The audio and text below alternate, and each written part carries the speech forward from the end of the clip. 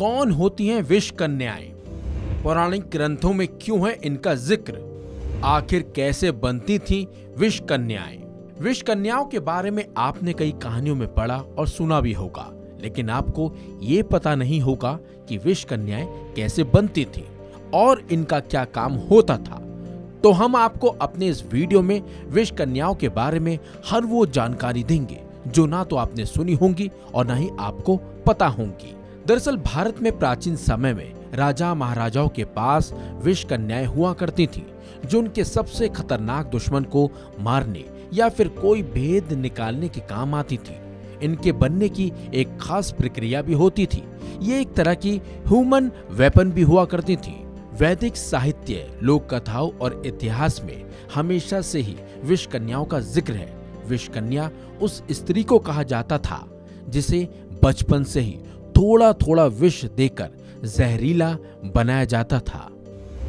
चाणक्य के अर्थशास्त्र में विष कन्याओं का जिक्र, कौटिल्य के अर्थशास्त्र में भी विष कन्याओं का जिक्र किया गया है।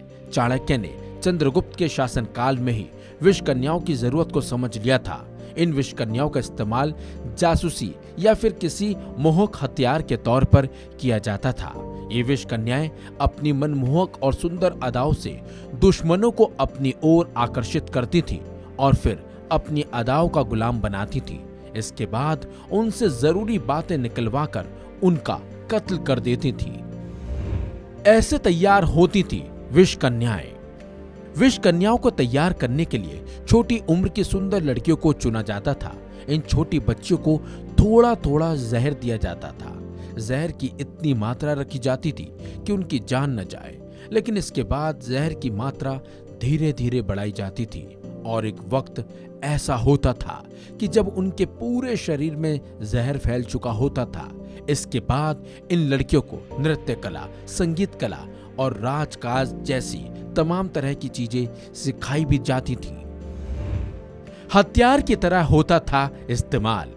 ट्रेनिंग के बाद इनका इस्तेमाल जासूसी और किसी खतरनाक हथियार के तौर पर किया जाता था। सबसे पहले ये दुश्मन का विश्वास जीतकर उन्हें अपने प्यार के जाल में फंसाती थी और अपनी अदाओं से इन्हें लुभाकर जरूरी बातें बाहर निकलवाती थी।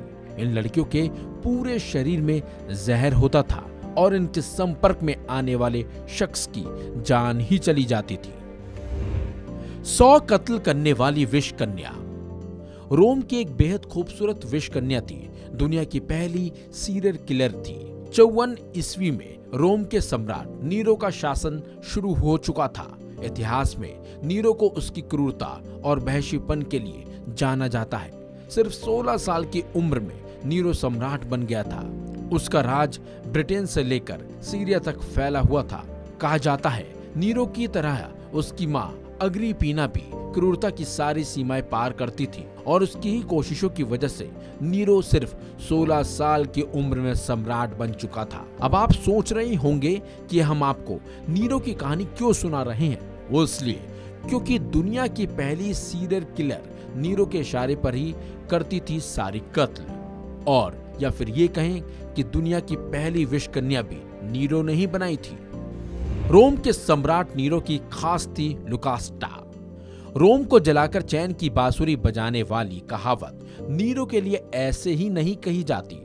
उस दौर में नीरो ने रोम में सैकड़ों लोगों को मरवा दिया था और उसके इस काम में उसका साथ देती थी लुकास्टा द गॉल, एक ऐसी विष कन्या जो सिर्फ नीरो और उसकी मां महारानी जूलिया के इशारों पर काम करती थी। उसका काम था रोम की फिजाओं में ऐसा जहर घोलना कि कोई बच ना पाए। अपने दुश्मनों को मारने के लिए नीरो और उसकी मां ने इस विष कन्या का इस्तेमाल किया था। लुकास्टा खुद तैयार करती थी जहर। लुकास्टा खूबसूरत थी, उससे कहीं ज्यादा जहरीली भी थी। कहते हैं वो ऐसा जहर तैयार करती थी कि उसकी गंध से ही आदमी की जान चली जाती थी। लुकास्टा जहर बनाने के कई तरीके जानती थी। किसको कैसे जहर से मारना है इस विष कन्या को बखूबी पता था। तो आपको पता ही चल गया होगा कि विष कन्याएं कैसे बनती थी और उनका काम आखिर क्या होता था और राजा महाराजा इनका इस्तेमाल भी कैसे करते थे। ऐसी रोचक खबरों को देखने के लिए देखते रहिए वन इंडिया प्लस।